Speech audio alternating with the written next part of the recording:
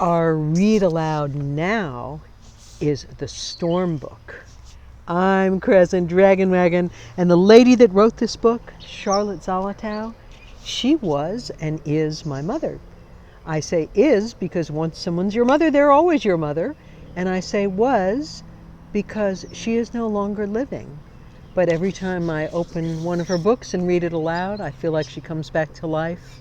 And I don't want you to be worried about her dying because she was 98. She was a very old lady by the time she left life. But she wrote this book when she was a young lady.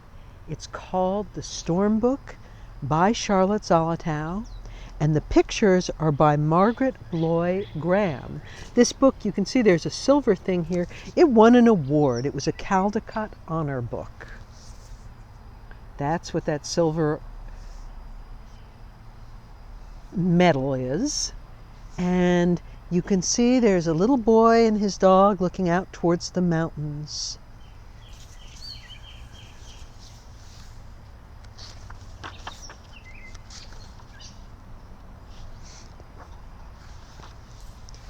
It is a day in the country and everything is hot.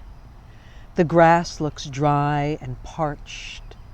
The buttercups are sticky with dust. The daisy's white petals look gray, and all the flowers, the rambler roses climbing up the gate, the hollyhocks leaning against the house, hang limply on their stems. The little boy can almost see the heat quivering up like mist from the earth. A little caterpillar climbs carefully up a dusty blade of grass and then climbs down again. There is a special hot stillness over everything. The white fox terrier has crawled under the lattice work of the porch and lies sleeping in the shade. Even the birds seem too hot to sing, for there's not a sound among the leaves.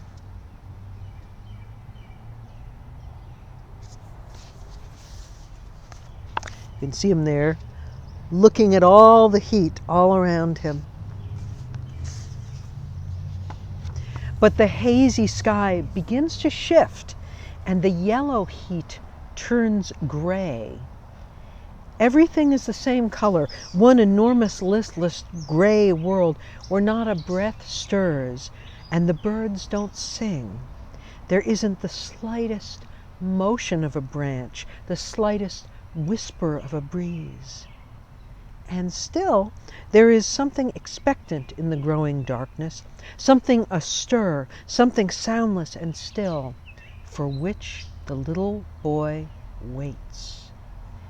He waits, and he sees dark clouds beginning to form, throwing their shadow over the parched fields, moving one after another until they cover the sky, and the world in the day is suddenly as black as night.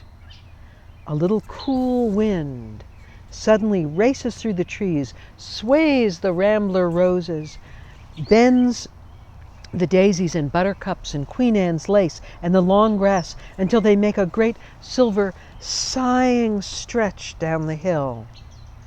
Then it happens.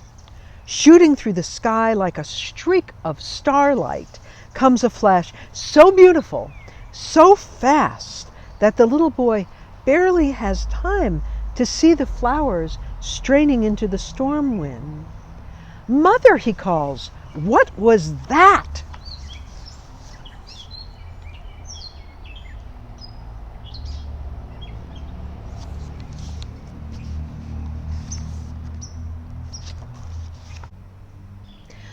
"Lightning," his mother answers, "that our own lamplight comes from." The little boy thinks of the lamp in his room with its warm golden glow, and thinks of the lightning flashing through the sky. The lightning is like a wild white wolf running free in the woods, and the lamp like the gentle white fox terrier who comes when the little boy calls. And now, from somewhere beyond the hill comes the great rolling of the thunder.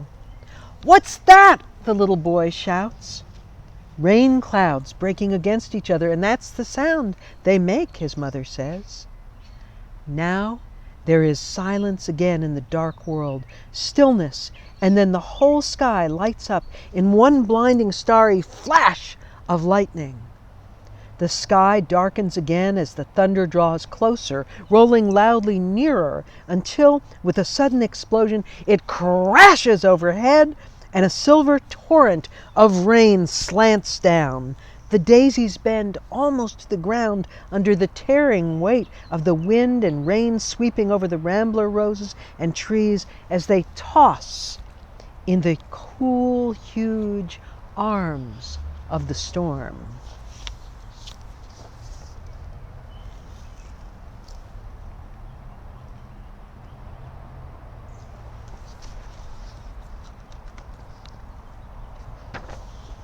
Miles away, in a storm-darkened city, a young man closes his book and gets up to look out the window. Below him on the street, the lighted store windows shine on wet sidewalks, and every flash of lightning shows people running by, newspapers over their heads, or umbrellas held down in front of them to buffet the wind and the rain. The tops of the tall building look cut off by the storm darkness, and the little city trees strain at their roots in the loop-fenced circles, and the wind whips the leaves from their branches. The car tires make a swish-swishing sound as they pass.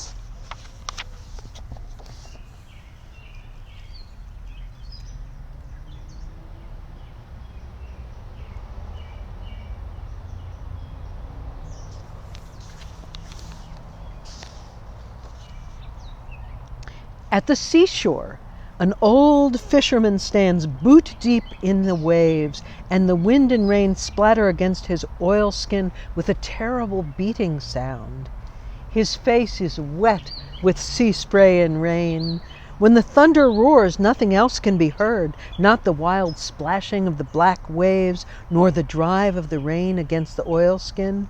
It seems as though there is nothing in the world but the tremendous ear-splitting roar of the thunder, followed by streak after streak of cloud-rending light.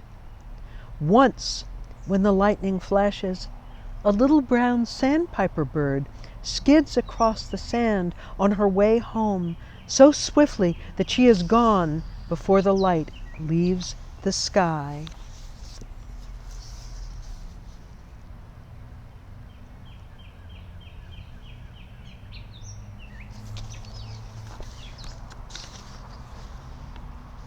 In the mountains, the rain comes down like a waterfall. Each crash of thunder sounds as though the rocks of the mountains were splitting apart, but each flash of lightning shows them solid and quiet against the sky. A young husband herds his sheep to shelter. His wife looks out the window at the storm-torn hills while their baby sleeps quietly in her arms.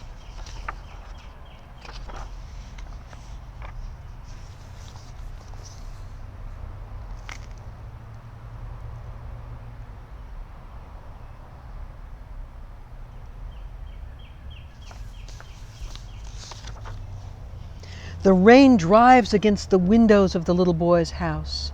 It beats a loud tattooing pit-pat, pit-pat, pit-pat patting on the roof, and the wind rising and falling in the trees sounds like the sea breaking against the shore.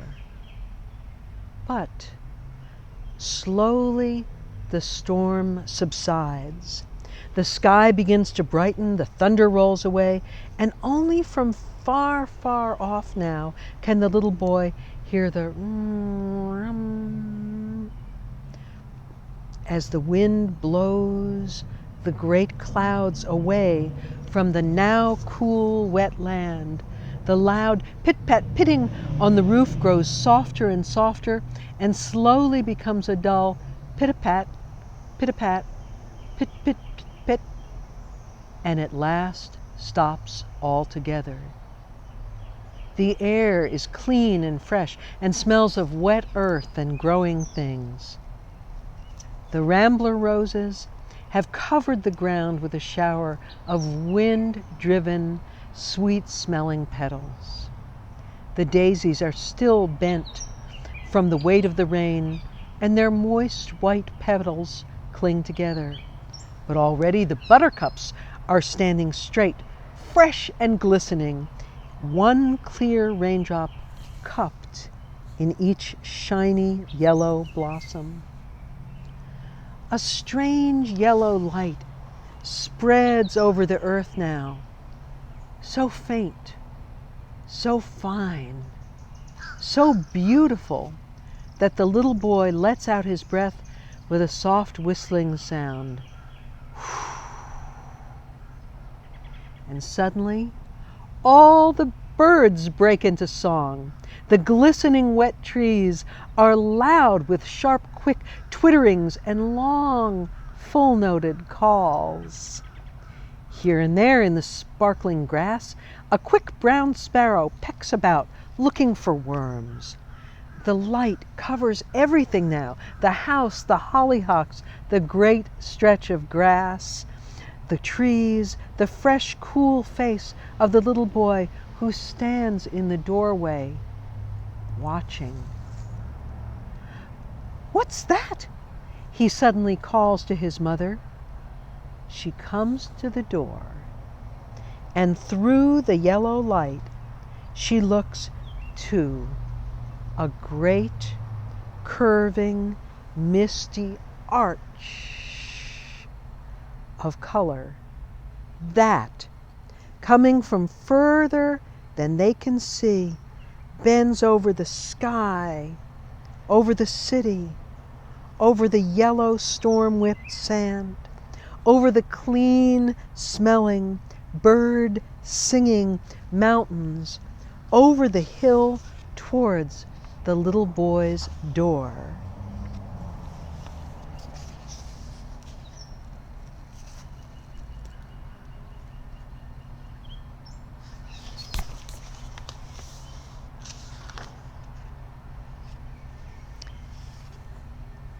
"That's the rainbow, little son," says his mother, "to show the storm has passed." And she slipped her arm around him so gently he didn't notice as he watched the beautiful sunlit colors arching over the world. The end.